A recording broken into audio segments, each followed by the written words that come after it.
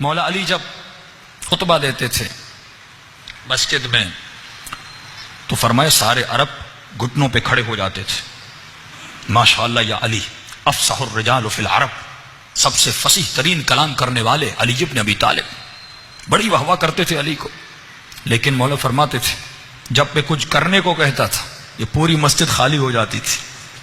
ہاں میں اکثر کہتا ہوں جہاں پر مجلسیں پڑھتا ہوں کہتا ہوں مجمع آیا، لوگ سن رہے ہیں، کسی نے نعرہ مارا، کسی نے واہ واہ کی، اترنے کے بعد لوگ بڑا احترام کرتے ہیں، کوئی ہاتھ چومتا ہے، کوئی ماشاءاللہ کہتا ہے، قبلہ عمر دراز ہو، بڑی بڑی لوگ دعائیں کرتے ہیں. یہی مولا علی کے زمانے میں ہوتا تھا.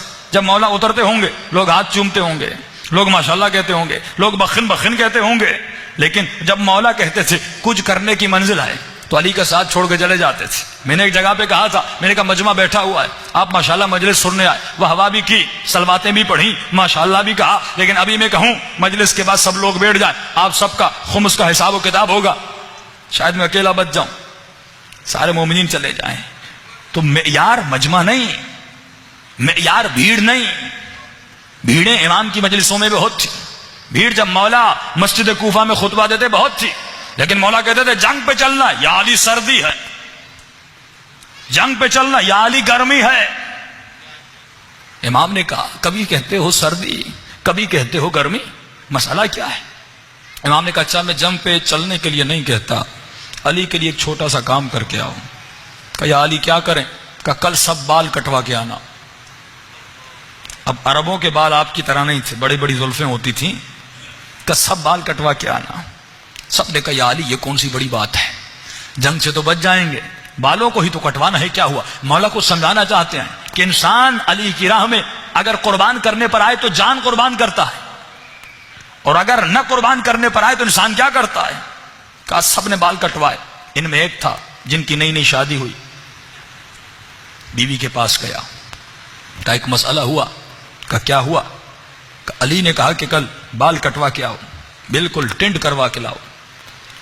تو بیوی نے کہا نئی نئی شادی ہوئی ہے، عورتیں کیا کہیں گی کہ تمہارا شوہر، وہ عربوں کا زمانہ جس میں گنجا پن تو ہوتا بھی نہیں ہوگا، آج کل تو فیشن ہو گیا. کہا کہ عورتیں میرا مذاق اڑائیں گی. اب یہ پھنس گیا، بیوی کی سنے یا علی کی سنے؟ آج ہمارا یہی مسئلہ ہے، معاشرے کی سنے علی کی سنے، گھر کی سنے مولا کی سنے، باپ کی سنوں خدا کی سنوں، زوجہ کی سنوں یا مولا کی سنوں. یہیں پر ایمان کا پتہ چلتا ہے. مجلس میں آنا ایمان نہیں ہے، گھر میں حسین کی طرح زندگی بسر کرنا ایمان ہے. زندگی کے ہر پہلو میں علی کی ماننا ایمان ہے. آفس میں مولا کی ماننی ہے، روڈ پہ مولا کی ماننی ہے، گھر میں مولا کی ماننی ہے. اکثر نوجوان کہتے ہیں قبلہ، والد نے کہا شادی پہ چلنا ہے، اس شادی میں رقص ہے، اس شادی میں گانا ہے، رشتہ دار کی شادی ہے، دو مسئلے ہیں، صلت و رحم کا بھی مسئلہ ہے اور والد کی اطاعت بھی کرنی ہے. خاتون کہتی ہے مولانا میری ماں نے کہا شادی پہ چلنا ہے، جھگڑا ہو جائے گا اگر نہیں چلو گی، رشتہ دار ناراض ہو جائیں گے اگر نہیں چلو گی، رشتہ داری ہے وہ کل ہماری شادیوں میں نہیں آئیں گے، ہم کیسے جائیں؟ قبلہ وہاں پر گانا ہے، وہاں پر حرام کی محفل ہے، وہاں پہ ناچ گانا ہے، میں جاؤں کہ نہیں؟ وہاں پہ مکس گیدرنگ ہے، مرد بھی ہے خواتین بھی ہے، حجاب نہیں ہے تو میں کیا کروں؟ تو اب یہاں پر سوال پیدا ہوتا ہے کیا میں والدین کی بہترامی کروں؟ بھائی بہترامی نہیں کرنی، لیکن اللہ فرماتے ہیں جہاں پر میرا حکم اور والد کا حکم ٹکرا جائے تو تمہیں اپنے رب کی سننی ہے، والد کی نہیں سننی. تم نے مولا علی کی سننی ہے، اپنے والد کی نہیں سننی. بہترامی نہ کرنا، احترام کرنا، لیکن ایک جملہ کہنا بابا میری اماں آپ اپنی قبر میں جاؤ گی، آپ اپنی قبر میں جاؤ گے، میں اپنی قبر میں جاؤں گا، نہ آپ میرے اعمال کے مسئول ہیں نہ میں آپ کے اعمال کا مسئول ہوں. مجھے میرے اعمال کا سوال ہوگا، آپ سے اپنے اعمال کا سوال ہوگا. قیامت کے دن نہ آپ مجھے بچانے آئیں گے نہ میں آپ کو بچانے آؤں گا. اگر میں اللہ کی سنوں گا تو خدا مجھے وہاں پر بچائے گا بھی. تو یہ دو چیزیں جب ٹکرا جاتی انسان پریشان ہو جاتا ہے، کروں تو کیا کروں. اس نے بیوی نے کہا بھائی اگر بال کٹوائے تو پھر کل سے گھر نہیں آنا. اب پریشان ہو گیا کیا کریں. اب بیوی کو کہا سمجھنے کی بات ہے، ہم سب نے علی سے وعدہ کیا ہے کہ بال کٹوا کے آئیں گے، ورنہ علی تو جنگ پہ لے جائیں گے، جو کاٹ کے نہیں آیا وہ جنگ پہ جائے گا. بیوی نے کہا ایک بیچ کا راستہ بتاتی ہوں. کہا کون سا راستہ؟ کہا دیکھو بالوں کو چھوٹا کرو، مکمل مت کاٹو، چھوٹا کر کے ایک سفید کپڑا اپنے سر پہ باندھ دو. علی کو کیا پتا، اب جس کی یہ وہ ہیں جو علی ولی اللہ کہہ رہے تھے، معرفت نہیں تھی. علی کے لشکر میں تھے، معرفت نہیں تھی کہ علی کو نہیں پتا کپڑے کے نیچے کیا ہے، وہ جو زمین کے علوم سے زیادہ آسمان کے راستوں کو جانے، اسے یہ نہیں پتا کپڑے کے نیچے کیا ہے۔ اس مرد غافل نے بھی یہی کیا، تھوڑے سے بال کاٹے اور اپنے سر پہ ایک سفید کپڑا باندھا، اور بیوی نے کہا پہلی صف میں کھڑے مت ہونا، دوسری تیسری صف میں کھڑے ہو جانا۔ علی کو کیا پتا، فرمایا یہ دوسری تیسری صف میں کھڑا ہو گیا اور سر پہ جنگی ٹوپی بھی پہن لی۔